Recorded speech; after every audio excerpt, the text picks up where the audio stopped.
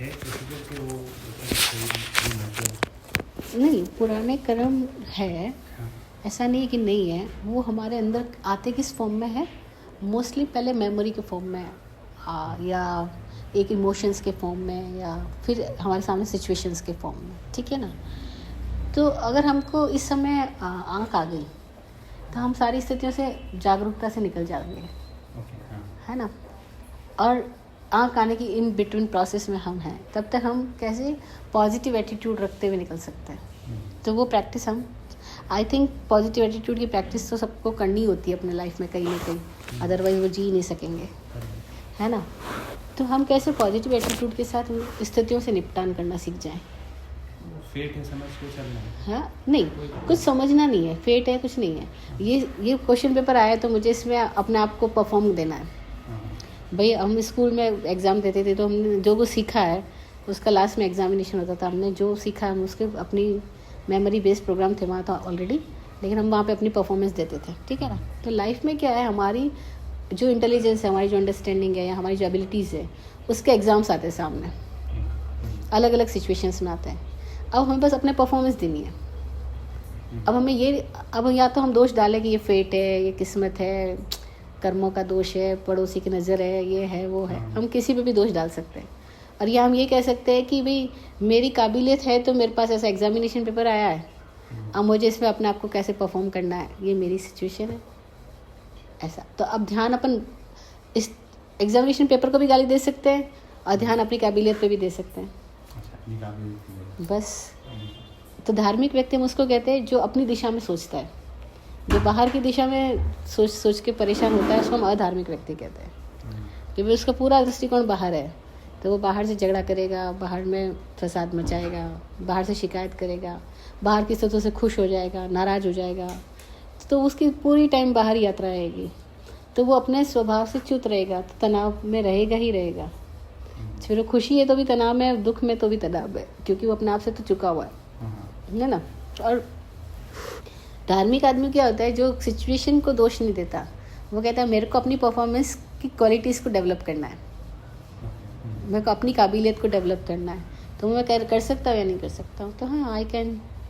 तो हम ग्रो करते हैं, है ना। तो हम समझते, क्योंकि ऐसे तो हमको कोई थोड़ी समझ, सारी समझ थोड़ी, लेकिन पैदे हो गए थे हम सिचुएशन के साथ, डेवलप भी तो हो रहे हैं हर दिन। तो हर दिन हम अपने डेवलपमेंट पे भी ध्यान लगा सकते हैं, और हम दिन सिचुएशन से लड़ाई करने में भी ध्यान लगा सकते हैं। तो बजाय इसके कि हम अंधेरे के साथ झगड़ा करें, क्यों ना हम अपनी ज्योत को जगाएं, ऐसा। तो कोई कर्म, पिछले जन्म का कर्म किस रूप में आता है वी डोंट नो, वो आएगा सिचुएशन के रूप में ही ना। तभी हम सिचुएशन को कहते हैं ना ये कर्म है पिछले जन्मों का, परंतु वो कर्म नहीं है। कर्म वो है जो हम आज की परफॉर्मेंस देंगे। वो तो एक एग्जामिनेशन पेपर आया है, हम जो परफॉर्म करेंगे वो हमारा आज का कर्म है। तो क्या हम अपने आज के कर्म पे ध्यान दें, या हम सिचुएशन से झगड़ा करके अपने पिछले पास्ट को दोष दें, क्योंकि we don't know about past, ठीक है ना।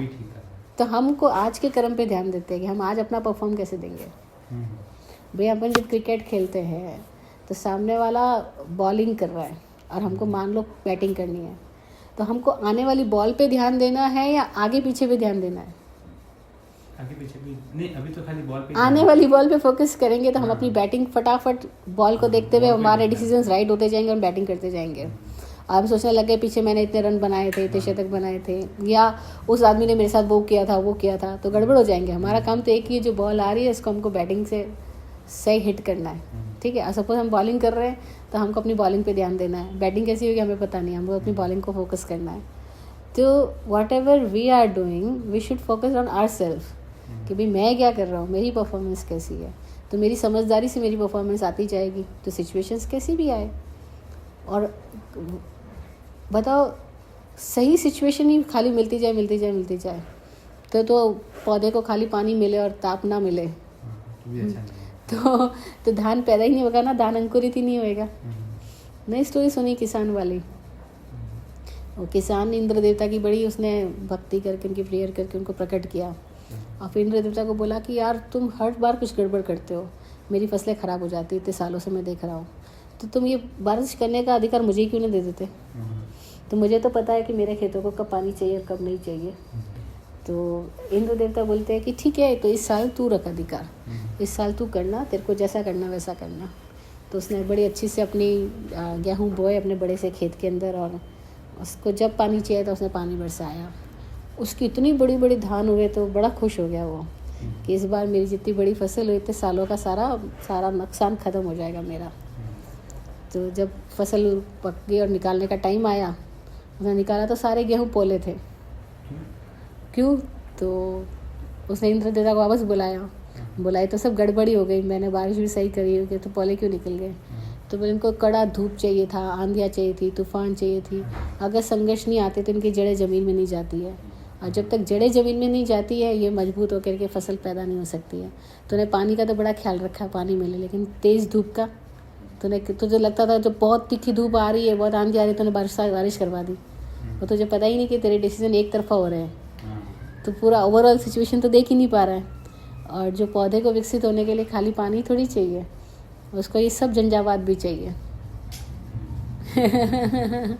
एक छोटे बच्चे को लेकर के, अपना नवजात बच्चा था उसका पैदा ही हुआ था, तो वो गुरुजी के पास गई एक स्त्री। उसने बोला कि गुरुजी इसको आशीर्वाद दो कि ये बहुत जीवन में बहुत काबिल बने, बहुत काबिल बने। तो गुरुजी ने आशीर्वाद दिया कि इसके जीवन में बहुत संघर्ष आए। तो वो महिला बोली, अरे मैं तो आपको इससे काबिलियत का आशीर्वाद मांग रहा हूँ, ऐसा आशीर्वाद क्यों दे रहे हो? तो बोले काबिलियत बढ़ेगी तब जो संघर्ष आएंगे।